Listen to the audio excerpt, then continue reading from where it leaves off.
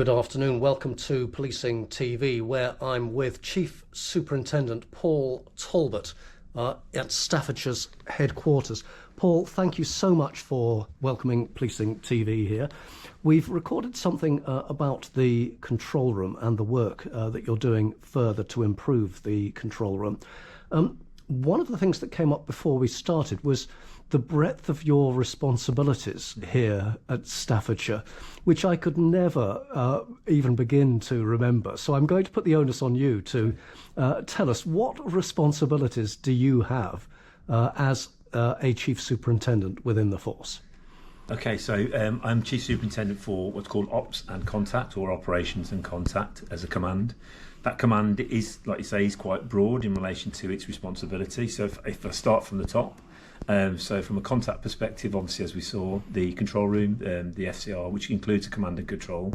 Also associated to that is the Investigation Bureau, which deals with that desktop investigations, those first point of contacts from the members of the public, those investigations that we can desktop investigate and try and identify or solve those crimes from the desktop.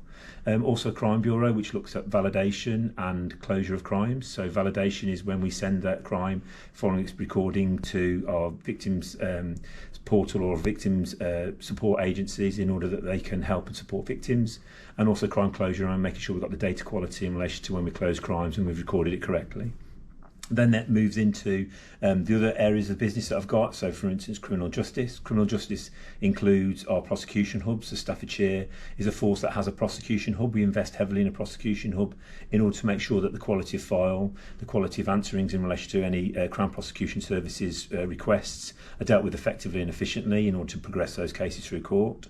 Also within that function, we also have Staffordshire Safer Roads Partnership, which is it's chaired and has responsibility through the PCC, the Police and Crime Commissioner's Office, and is actually chaired by the PCC himself. But that looks at that wider road partnership around making sure we've got some collaboration in a way that we deal with those killed or seriously injured collisions and investigations.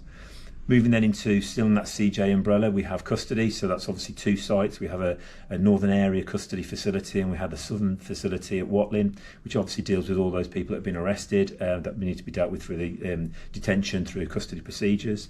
Also EMU, which is our evidence management unit, that is around commonly known as property. So all property items that get seized or recovered, and also our archives process. So through obviously certain governments in relation to governance around how long we keep files or data, that obviously sits within the archive section. It then moves into the more operational space. Yes, there's more. Yeah, there's more. So operational space, which obviously sits within around firearms and firearms training. So that around obviously making sure that we meet the national requirement around our firearms. We call it an SLA. It's a amount of number of firearms officers we have on duty in order to respond to local issues, but also those national issues if one should arise. That includes dogs, so making sure that we have what we call general purpose dogs, but also those specialist dogs as well, around those that can find cash, firearms, the different aspects and different disciplines that sit within the dogs arena.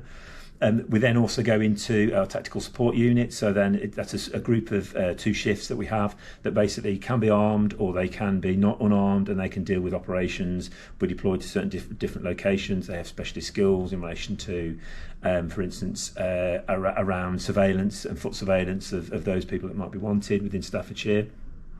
It then moves through into road crime team. So we've recently had a dissolvement of Central Motorway Police Group, which was a really good, outstanding service that we used to deliver in relation to motorway policing. But we saw an opportunity within Staffordshire to enhance our road crime team through a dissolution of CMPG. So we've been able to now establish a road crime team which incorporates motorway policing and also policing of the other roads, predominantly known as traffic. That also includes collision investigation unit and also family liaison. So collision investigation unit are the ones that would investigate those crimes or incidents that happened on the roads in order to investigate the collision, to make sure we can identify if anybody's to causation of the collision or if anybody's there needs to be prosecuted as a result of that. Staffordshire is one of the only forces as well in the country to actually have a dedicated family liaison unit. So we have dedicated family liaison officers that will support victims' families in order to make sure that they're aware of the circumstances, or at least give some form of closure in relation relation to what the incident may have happened and what could have been the causation of the collision. Then that moves. There is even more. Yeah. So then it then moves into the what we call the tactical planning unit and corporate resourcing. So to make sure that the force has got sufficient staffing in order to meet what we would call BAU, business as usual, but also planning events and making sure that we can respond to national events, similar to what we saw in the summer in relation to some of those disorders that took place up and down the country. Tactical planning unit is very much a part of that, and making sure that we've got the right resources, also making sure that people are trained as well for a public order perspective, so making sure that we've got sufficient public order trained officers across the force, making sure that their training is up to date and we can facilitate and maximise their training. That also includes taser, management of taser, and making sure that we're developing and keeping up to speed in relation to new taser devices to make sure that we're, again, efficient, cost effective in our delivery of taser.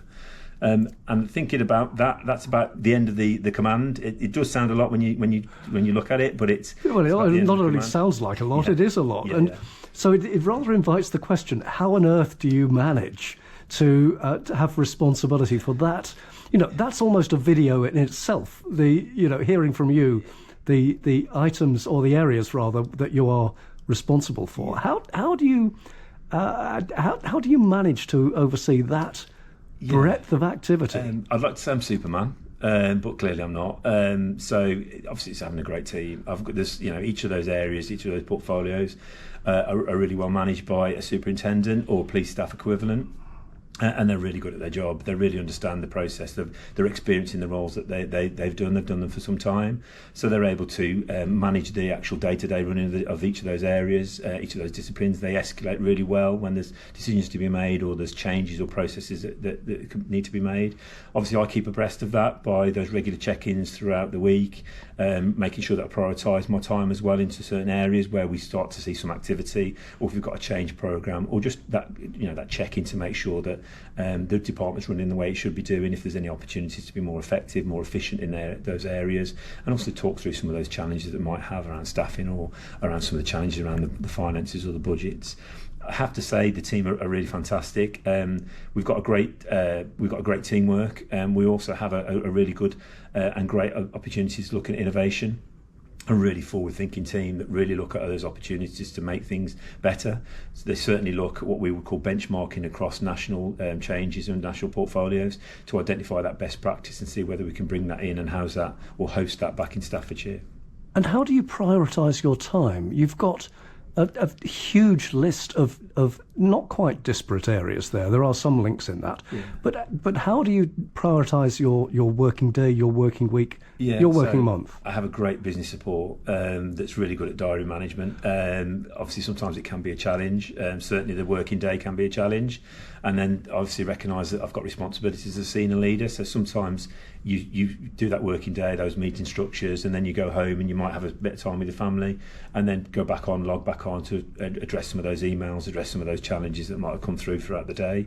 But again, it's that support network. It's that I don't do the job anymore. My role is to make sure that I can remove those challenges, those barriers, and present things to the force in the right way in order that we can get success and we can move the command and the force moving forward. And we've certainly seen that some of the success in relation to that, some of the projects that we've got going on at the moment, some of those opportunities, that innovation around bringing either IT systems in or updating in new environments, new facilities, in order to make Staffordshire on that road to outstanding, to make sure that we're delivering the right services, and also supporting the wider colleagues within the organisation. With the workload that you and colleagues have on your shoulders, do you ever regret becoming a police officer? No, it's what I always wanted to do. So I don't think it was a bit of a calling, as people say. I had a short spell in retail. I quickly realised that I'm not cut out for retail.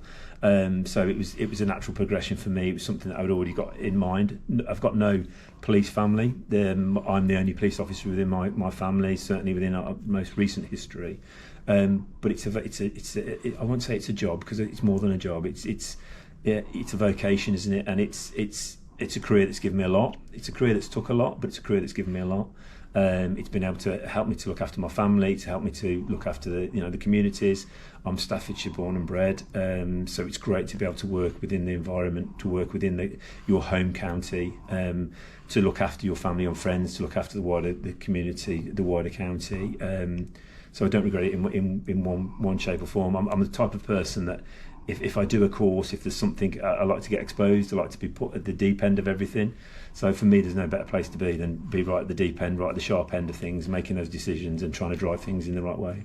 Great chance for me to wish you, your team, and Staffordshire Police more widely, Paul, every success in the work that you are doing. For the time being, though, Chief Superintendent Paul Talbot, thank you very much indeed. Thank you.